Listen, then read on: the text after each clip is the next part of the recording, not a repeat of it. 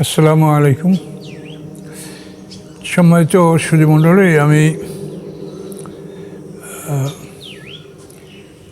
কোরবানির ঈদের 2 দিন আগে হঠাৎ করে আমার স্ট্রোক হচ্ছিল। তো এরপর থেকে চিকিৎসা নেওয়ার পরে আমি মোটামুটি এখন সুস্থের দিকে আছি, কিন্তু শরীর খুব দুর্বল মনে হচ্ছে। তো এই জন্য আমি কথাবার্তা বেশি বলতে চাই না। আমার জন্য সবাই দোয়া করবেন। আমি কতদিন আর আপনাদের সঙ্গে কথা বলতে পারবো সেটা বলা যাচ্ছে না। আমার অবস্থা তো এখন আল্লাহ যেভাবে রাখছে আপনারা দেখছেন, এইভাবেই আছি। এরপরে চিকিৎসা নেব ইনশাল্লাহ। চিকিৎসা এখন চলছে। তারপরে আরও অন্য কিছু করার নিয়ত আছে যদি আল্লাহ করতে দেয়। আলোচনা সম্পর্কে আমি সামান্য একটু কথা বলতে চাচ্ছি যে আমার এই অসুস্থতার মধ্যে আমি ইউটিউবে একটা বক্তব্য শুনতেছিলাম। আমাদের বাংলাদেশের একজন শ্রেষ্ঠ বক্তার সামনে এই কথাটা একজন বলতেছিলেন। যে কথাটা বলতেছিলেন তার ছবি দেখা যাচ্ছিল না, ওই বাংলাদেশের শ্রেষ্ঠ একজন মুফাসসিরের ছবি দেখা যাচ্ছিল। সেখানে সূরা ইব্রাহিমের আয়াত 27 নম্বর আয়াত, ইউসাব্বিতুল্লাহুল্লাযীনা আমানু বিল কওলি সাবিতি ফিল হায়াতিদ দুনিয়া ওয়া ফিল আখিরাহ ওয়া ইউদিল্লুল্লাহু যালিমিন ওয়া ইয়াফআলু মা ইয়াশা, এই আয়াতের উপরে কথা বলা হচ্ছিল। তো এখানে যে কথাটা যেটাকে ভুল বলা যেতে পারে সেটা হলো এখানে ইউসাব্বিতুল্লাহুল্লাযীনা আমানু বিল কওলি সাবিতি ফিল হায়াতিদ দুনিয়া ওয়া ফিল আখিরাহ, এই দুনিয়া এবং আখিরাত দুইটা কথা বলা হয়েছে। তো দুনিয়া হচ্ছে আমাদের এখন এই জীবন, আর আখিরাত হচ্ছে আমাদের দ্বিতীয় জীবন, পরকাল। এই দুইটা কথা এখানে বলা হয়েছে, ফির দুনিয়া ওয়াল আখিরাহ। তো এখানে এই যে মাঝখানের যে বরজাক যে আমাদের সময়টা আছে, এই সময়টার কথা এখানে কিছু বলা হয়নি।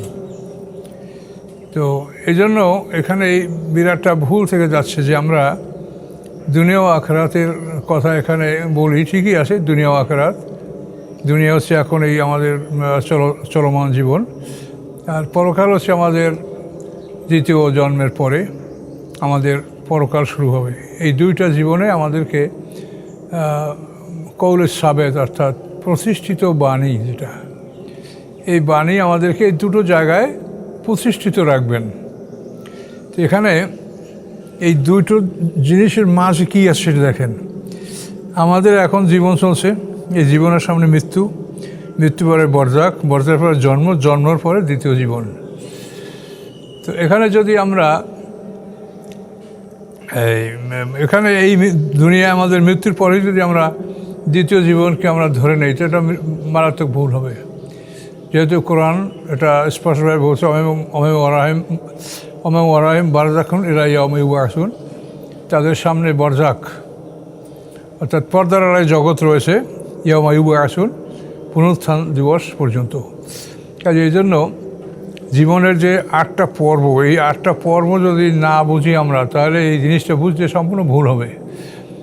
জীবনের প্রথম পর্বটা কি আল্লাহ কোরআন পাকে বলেছেন সূরা বাকারার সম্ভবত 28 নম্বর আয়াতে, কাইফা তাকফুরুনা বিল্লাহি ওয়া কুনতুম আমওয়াতা, কীভাবে তোমরা কুফরি করছো অথচ তোমরা ছিলে মৃত। এই যে মৃত অবস্থায় আমরা ছিলাম, আমাদের জীবনের প্রথম অবস্থাটা হল মৃত অবস্থায় থাকা।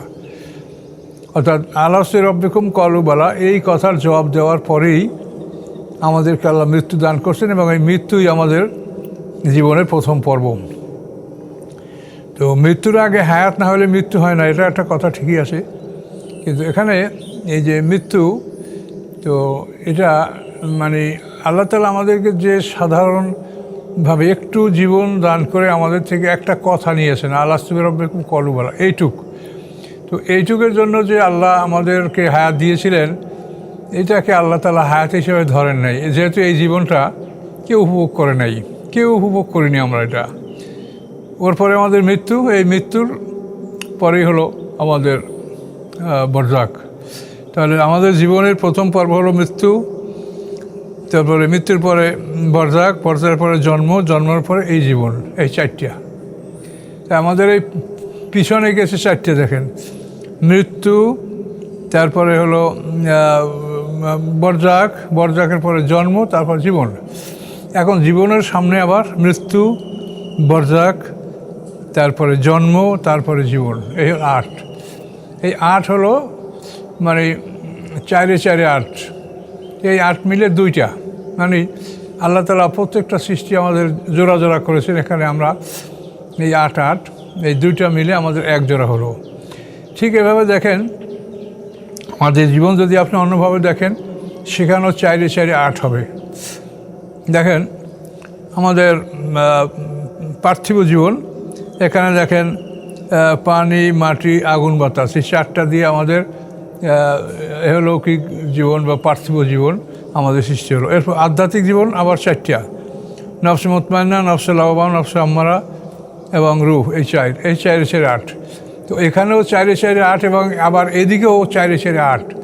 এগুলি সব কিন্তু জোড়ায় জোড়ায় মিশবে, কিন্তু সেগুলি যদি আপনারা না মিশিয়ে কথাটা বলেন, তো কথাটা বিরাট ভুল থেকে যাচ্ছে।